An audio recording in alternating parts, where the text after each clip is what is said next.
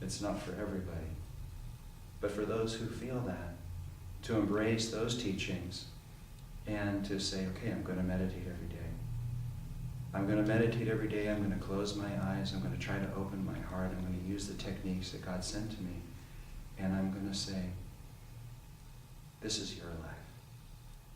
Live through me. And bring me the experiences, bring me the teaching, bring me the support that I need to overcome those little seeds of delusion that we carry within us.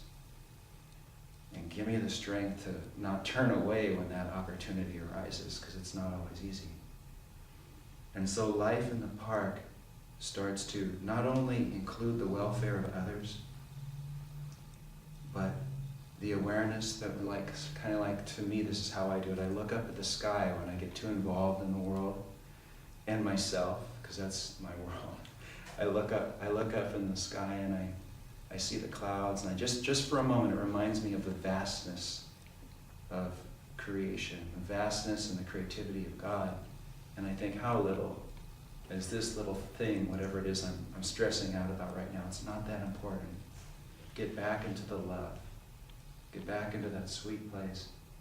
And then let God be the doer. And so when we move into that next stage where we're meditating, and we're really trying to kind of download that consciousness, if you want to look at it that way, or upload the ego so they can be purified. You can do both. However you're doing it, just remember, it's not about the techniques, the rites and the writ duties. It is about the techniques. I do the techniques, but that's like saying going to school. Well, I went to class today, and I did nothing but watch the second hand move around the clock until it was time to leave. Don't meditate that way. So don't become dogmatic in your sadhana. It doesn't matter if you meditate an hour or less or more every day.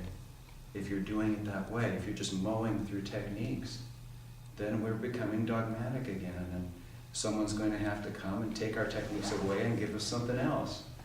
But if we would be free in this life, and I believe we can, I really do.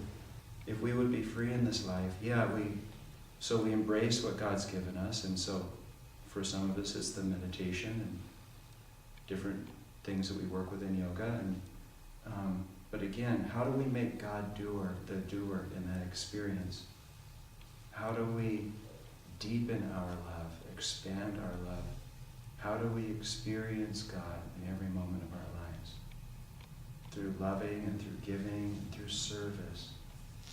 Through uniting our will with God and saying, okay, if you said it's true, it's true. If I feel that in my heart, I'm going to listen to you. I'm not going to argue in my mind. And I'm going to offer my life to you in service and devotion to your cause. And then the more that we affirm that, and the more that we do that, sure, we'll be tested, and there are all these different things happen, but just don't forget why we're doing it. So one way to do it is to say, I'm doing it to please God. It allows us to have a consciousess of a student, the consciousness of humility, to say, you're the parent, you see the whole park, you see the street, you see the dog that's off the leash. I'm just your student. And so, as much as we want our children to be empowered to move through life on their own and make their own decisions, it's nice at certain ages or stages of development when you have a child that learns to move through the park, to be creative, to interact with others, but he's always got the corner of his eye on his mom. Just to say, does mom think this is okay? I'm going to go over toward these people now. What does mom say about that? And just to keep her, you know how a kid will do that? Just to kind of keep the parent in eye shot to know, am I doing the right thing? That's discipleship. It's not enough that we think it's right. It's not even enough that we have the intuition. Ultimately, that's the thing. But I think for most of us at a certain stage, we really need to just keep our eye open for that guidance and for that adjustment. And so that means not to be attached to what we're doing, the way we're doing it, and the way we think it should be.